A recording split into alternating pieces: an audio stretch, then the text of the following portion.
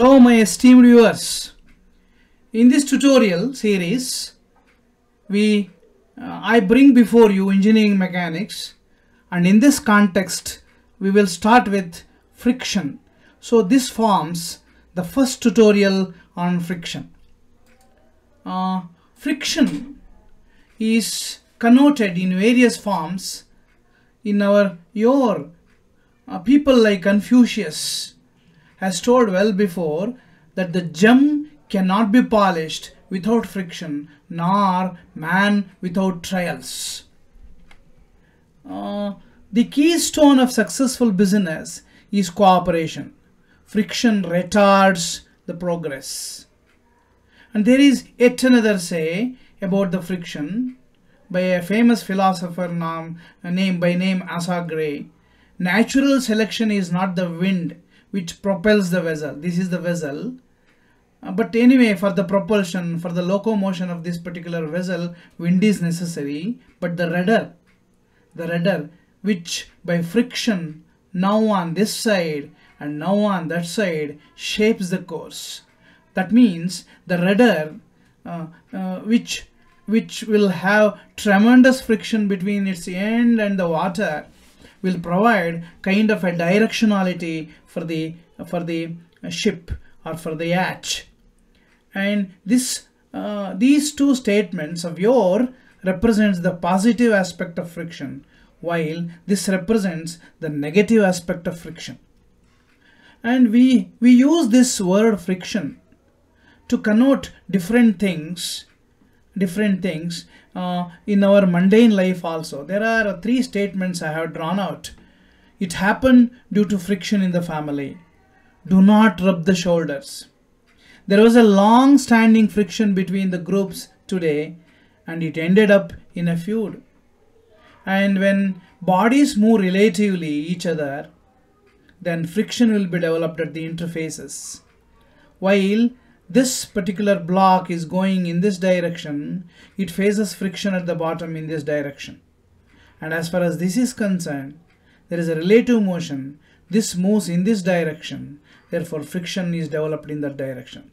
Therefore, looking into this very simple example, we can say, if two bodies slide or tend to slide on each other, the resisting force that is parallel or tangential to the surface of the contact, which one body offers to the other, is defined as the frictional force or simply friction. So here afterwards we never connote this force to be a frictional force. It is taken for granted, or it goes without saying that we will be referring to friction. So friction is offered in terms of resistance against any relative movement or any motion. This is the direction of the movement, and this is the direction of the frictional force that is being developed at the underneath or at the bottom surface of these two blocks. The top surface of this block and bottom surface of this block. And this is the friction force. Friction can be seen as a great advantage in many of our regular mundane processes. We could not have ran, or we could not have walked without friction between our toes and the floor of and the road top or the ground. Of course, this is well known to us. Without friction, I think we could not have rubbed the matchstick against the matchbox. And due to friction, that chemical will immediately catch up with the fire, and it will be helpful for us to carry on with our mundane life. And this is the friction. This is the brake shoe, and this is the rotation. Okay, this particular thing will be rotating, and when we apply the brake, this will go and steadfast against this rotating wheel. Thereby, we can bring any vehicle to a screeching halt. And of course, this is well known. If there were to be no friction, we could not have affixed a nail or a screw into the subsurface. And this is the clutch. Clutch will exchange the gears only due to friction. If there were to be no friction, there would have been many slips. and this is belt friction. If there were to be no friction between the belt and the rotating wheel, we could not have anticipated any kind of floor mill, and this is a typical scenario of a floor mill.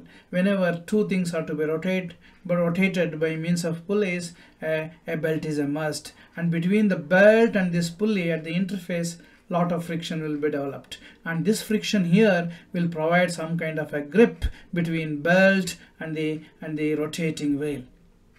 Itseliability. Friction is a great liability in certain cases, and if you want to draw water from a great depth from a well, you need a high power motor. That is due to friction that is developed between water and the walls of the pipe. And electromagnetic waves, when the particularly radio waves, when they travel in guided media, they will go for attenuation. They will lose all their energy due to friction, and they need to be amplified, okay, here and there, maybe depending on the channel capability.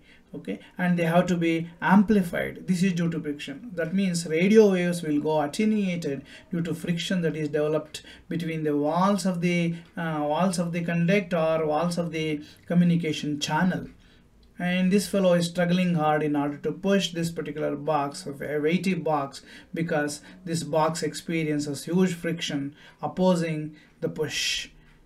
And here the bone joints will be subjected to wear and tear due to friction. And here it will take hell out of us to remove a nail like this, which is already inserted, which is already nailed into a wooden thing, and we need to pull it out, and there lot of friction is involved. And here this is oil pipes, and while we pump oil in through these oil pipes for great distances, we need high power motors, and these are all the liabilities. They require power, okay, owing to the friction that is developed in various cases. We need higher power, therefore it comes to higher monetary expenditure. Right. Friction as a physical phenomenon can be seen in two forms. It could be dry friction or it could be fluid friction. Dry friction is dry friction that happens on non-lubricated surfaces. Dry friction is mostly taken as static friction, while fluid friction is applicable to the things which are under motion. Okay, it comes under kinetic friction. Okay, anyway, that is not our matter of study. Therefore, we will concentrate throughout this lecture series only on dry friction, coming to be called as static friction. We delve on frictional efforts on rigid bodies in contact with each other on non-lubricated surfaces, and this is called as dry friction. And why at all friction has to develop? For this question, there is a simple answer. Between any two surfaces, there exists micro roughness. Whenever a block, whenever an object tries to move or other objects, the protrudences, the microscopic protrudences will get into the gulfs that are available in the immediate roughness beneath, and there exists some kind of an interlocking between the rough surfaces, and this interlocking will provide a great resistance against the moment or the relative moment. And microscopically, this is an exaggerated picture of how exactly the microscopic roughness would seem. Alright, there are many terminologies, my dear respected viewers, and there is a big terminology alert. And here is a block, it has a weight W, and there is a force that is trying to pull it to rightwards. Of course, normal reaction will be there opposing this particular weight.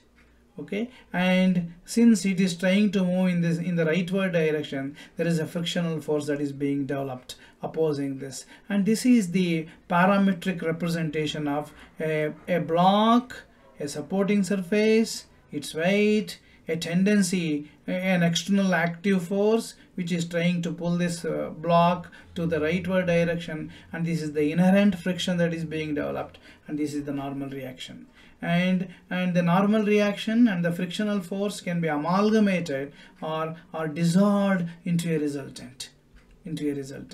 And of course it is very easy to identify, to find the magnitude of this resultant. It is equal to square root of n square plus f square, n square plus f square, right? Up to a certain magnitude of P, the block will be in equilibrium. It does not show even a jerk. Okay, and if it starts showing some kind of a palpable jerk, then we can say the block is losing its equilibrium. Okay, losing its equilibrium means losing its stability. Okay, and that is the stage when they really establish or really estimate the amount of friction, and this friction is going to be high, and if we happen to plot the frictional force that is developed beneath a surface which is subjected to a force P, of course, of weight W, there is no fun in expecting some kind of a friction beneath a block which is weightless. There is no friction. Of course, the root cause of friction force is a tendency to push or pull an object in the direction of the force, and also the weight. Weight will hugely contribute for the development of the friction. Right. Now, to a certain extent of P, as P goes on increasing, frictional force as a resistance will also go on increasing but sky is not the limit. Okay, at a particular point, it will stop and it will try to reduce.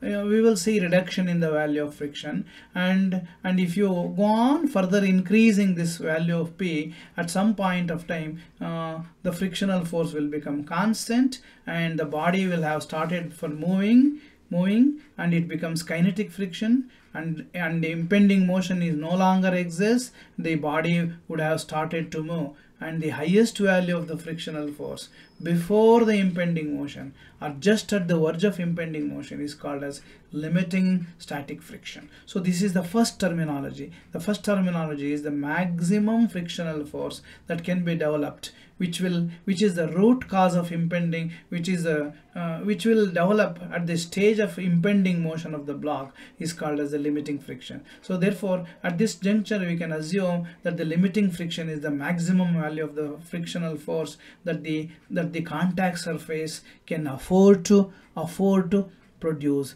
afford to generate, afford to develop. Right. The maximum value of friction when motion impends is called limiting friction.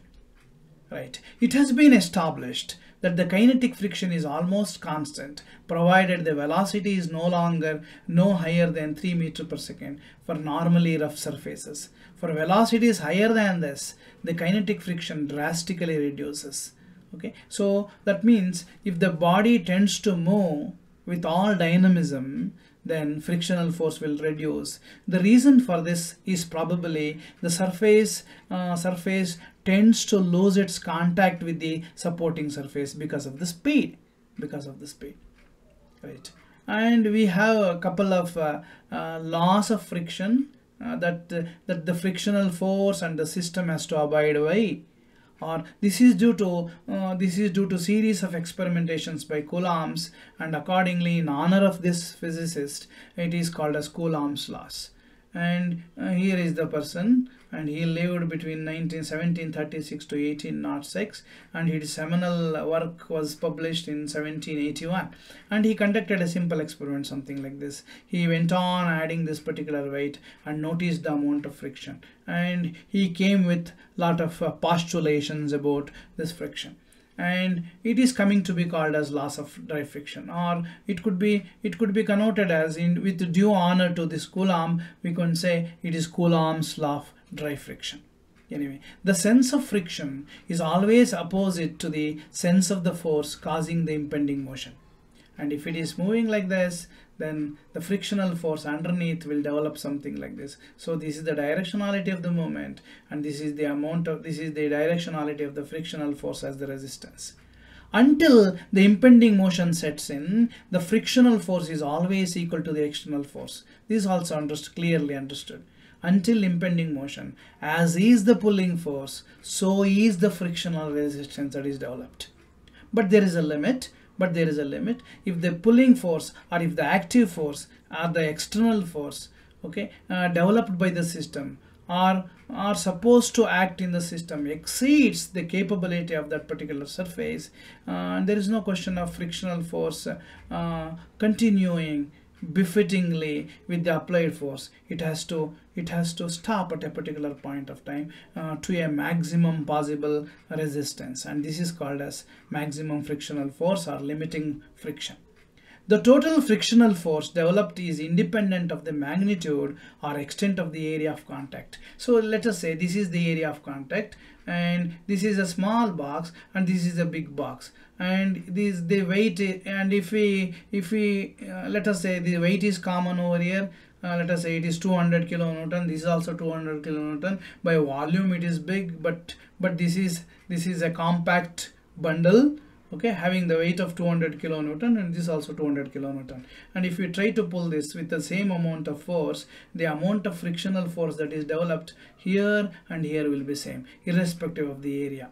Because when a block is moved, every point underneath over here will try to resist this applied force. Therefore, this frictional force, whatever that we write, happens to be total force. Of course, every particle over here, every protrudence over here, every rough particle over here will oppose this tendency to pull this block rightwards. Therefore, and if the area is big, the tendency or the resistance happens to be distributed, and it will be diluted rather. The resistance offered by the individual particles or individual points in the rough surface is more over here because area is less. Okay, but here the area is more, therefore there will be a distribution, and the amount of individual forces, individual resistances developed at the roughness will be much lesser than the individual resistances developed at each and every particle over the surface with respect to this particular small block. Therefore, area is immaterial. Area could be disregarded. It is because the frictional force that is developed is directly proportional to the normal reaction that is being developed. And the normal reaction is the culmination of the weight. It is due to weight. So frictional force that is developed over here, and what we write in our problems when we start solving problems, we should remember that it is the total force. It is the total force. Right? 20 Newton, 200 Newton, and 20 kilonewton. The maximum frictional force, of course, for a given force, this particular block, under this particular block, there will be a huge amount of friction that is being developed when compared to this block and when compared to this block, because this block is lighter and this is moderately heavier and this is too much heavier. Therefore, the amount of frictional force that is developed, the normal reaction that is developed will also be 20 kilonewton, and here it is 200 kilonewton, and here it is 20 Newton, and therefore the amount of frictional force is proportional to this normal reaction. Okay, therefore this comes as a law, Coulomb's law. F is proportional to N, therefore F equal to mu N, and in order to remove this proportionality constant, mu is called as coefficient of friction. And coefficient of friction is surface. It is a characteristic feature of a surface. It is characteristic feature of a material out of which the surface is generated, or the surface is developed, or the surface is made of. And there are practical values, okay, that is out of experiments conducted by various scientists in this particular domain. Metal on metal is 0.15 and 0.6, rubber on concrete 0.6 to 0.9. There are various values which comes in the range. But one important thing that we should notice over here, rarely the coefficient of friction reaches 1, and in most of the cases it will be less than 1, and it happens to be the fractional value.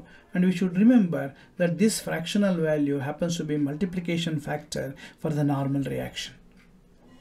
And there is another terminology called as angle of friction, and here is a block, this is the weight, and this is the pulling force P, which is horizontal of course, and there is a normal reaction, and this is the frictional force, because the tendency of this particular block is to move rightwards. The angle between the angle between the resultant of this and this, the frictional force and the normal force, normal reaction, is called as angle of friction. I repeat, the resultant is square root of n square and f square, and this angle is called as angle of friction. This is nothing but, in a way, we are expressing coefficient of friction in an angular format. And interestingly, it happens to be the inclination between the resultant of normal reaction and the frictional force. Okay, resultant of normal reaction and the frictional force with respect to the normal reaction. And we should remember that this normal reaction depends upon, it will be vertical if the surface is horizontal. If the surface itself is inclined, it happens to act perpendicular to that particular inclined surface. Okay, in that way it is called as normal reaction. Okay, this is angle of friction represented by phi. And if we plot the diagram, that is vectorial triangle, okay, scaling n to a particular scale, something like 1 centimeter is equal to 10 kilonewton, and this is f, cut to size, and this is r, cut to size. If you take tan phi, tan phi interestingly happens to be opposite, that is f, cut to scale, opposite by adjacent is n. Therefore tan phi equal to f by n. In most of the cases, phi is going to be very, very less. Therefore tan phi can be assumed to be phi. Therefore angle of friction is always equal to frictional force developed at the surface and divided by the normal reaction offered by the surface. Okay, normal to the incline. Therefore mu equal to tan phi, because we have already said mu equal to f by n according to Coulomb's law. Therefore mu equal to tan phi. Right. There is another terminology called as angle of repose.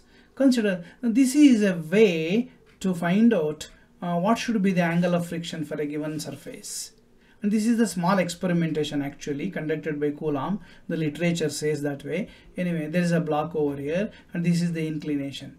Okay, now it is not moving, and a block will really move along the incline because of this weight, component of the weight. This weight can be resolved along the incline and across the incline. Across the incline will generate the normal reaction, but the component of the weight along the incline is the root cause for this particular block showing some kind of a tendency to move along the incline. Nobody is pushing over here. That means to say, even if a block is placed, it may show tendency. If this component is very high, then it will start moving. But we intend to calculate the angle of repose. Repose means to sleep. The dictionary meaning. Now it is being raised a bit. Therefore, then it will show some kind of a tendency, some kind of a jerk to slide along the incline, and this is the angle which is the root cause, and this can be taken as alpha, and here we write this is W, and this is the normal reaction, and this is the frictional force, and this is the weight, this is the normal line. Okay, and this is the reaction actually, exactly speaking. So this is the resultant of this and this, and this is the weight. Now from the geometry, this angle is alpha. If the inclination is alpha, and we can definitely prove, and if you extend this, this becomes 90, and if you take the big triangle, this is alpha and this angle is 90. Okay, alpha plus minus. Therefore this angle will become this angle will become 180 minus alpha minus 90. 180 minus alpha minus 90. Therefore 90 minus alpha. And if you consider the small triangle, this is 90 degree. This is 90 minus alpha. Therefore this should be alpha in order to make the summation of the angles in this small triangle to be equal to 180 degree. Therefore from the geometry we can prove that it is alpha. But it is this alpha which made this block to move.